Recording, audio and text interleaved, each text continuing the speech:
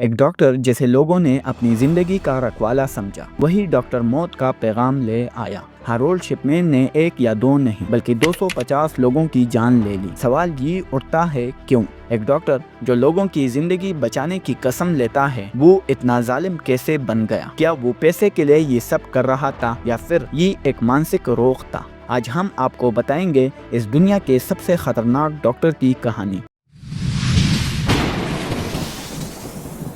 ہارولڈ شپمین 14 جنوری 1946 کو انگلینڈ کے نوٹنگم میں ایک سادھارن پریوار میں پیدا ہوا۔ اس کا بچپن ایک ڈسپلن پریوار میں گزرا۔ شپمین کی ماں ویرا اس کی جیون کی سب سے امپورٹنٹ شخص تھی۔ جب ویرا کو کینسر ہوا تو اس کے ٹریٹمنٹ کے لیے مورفین کا یوز کیا گیا تھا۔ اس کا درد کم ہوتا دیکھ شپمین بہت پربھاوت ہوا، لیکن یہی اس کے جیون کی ایک ٹرننگ پوائنٹ تھی۔ اپنی ماں کے گزرنے کے بعد شپمین نے لیڈ یونیورسٹی سے میڈیکل ڈگری کمپلیٹ کی اور 1970 میں ایک لائسنس ڈاکٹر بن گیا۔ اس کا ایم تھا لوگوں کی مدد کرنا، لیکن یہ سپنا دھیرے دھیرے ایک نائٹ میئر میں بدلنے لگا۔ 1975 میں شپمین پر پہلی بار شک تب ہوا جب اس نے پین کلر کا غلط استعمال کیا۔ اس نے پیشنٹ کے لیے پرسکرپٹ ڈرگز اپنے لیے چرا لیے۔ ایک بار پکڑے جانے کے بعد اسے ریہاب بھیجا گیا اور کچھ سمے کے لیے اس کی پریکٹس پر روک لگا دی گئی، لیکن 1977 تک وہ واپس اپنے پروفیشن میں آ گیا اور پیشنٹ کا علاج کرنے لگا۔ دھیرے دھیرے اس کی پیشنٹ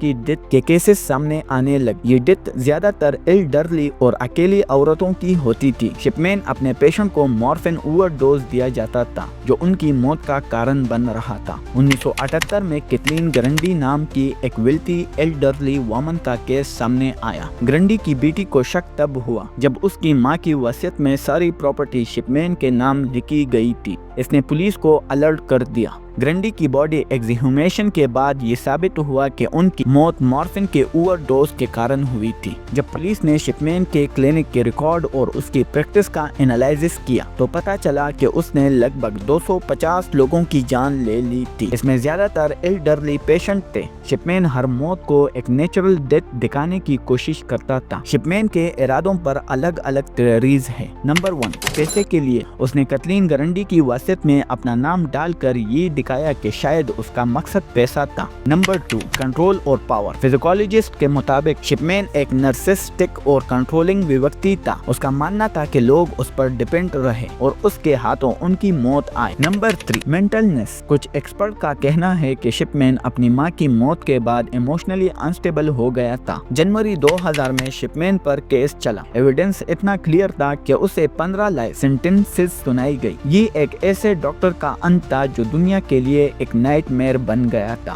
لیکن یہ کہانی یہاں ختم نہیں ہوتی۔ ہارولڈ شپمین نے اپنی کرائم کے لیے کبھی معافی نہیں مانگی۔ 13 جنوری 2004 کو اپنے 58 برتھ ڈے کے ایک دن پہلے اس نے اپنی جیل سیل میں سوسائڈ کر لی۔ اس نے اپنے کپڑوں کا فاندہ بنا کر اپنی جان لے لی۔ اس کی موت نے نئے سوال کھڑے کر دیے۔ کیا وہ اس لیے مرا کہ اسے اپنے گناہگار ہونے کا افسوس تھا، یا وہ اس لیے مرا اسے اور سزا نہیں سہنی تھی؟ یہ تھی ڈاکٹر ہارولڈ شپمین کی حیرت انگیز اور ڈراؤنی کہانی۔ ایک ایسا ڈاکٹر جو دنیا کے لیے مسیحا ہونا چاہیے تھا، کیسے موت کا سوداگر بن گیا۔ یہ کہانی ہمیں ایک ضرور بات سکھاتی ہے، کبھی کسی پر اندھا بھروسہ مت کریں۔ اگر آپ کو ہماری محنت دکھ رہی ہے تو ہمارے چینل ریالٹی ان لاک کو ضرور سبسکرائب کریں۔ پھر ملتے ہیں ایک نئی ٹاپک کے ساتھ، تب تک کے لیے اللہ حافظ۔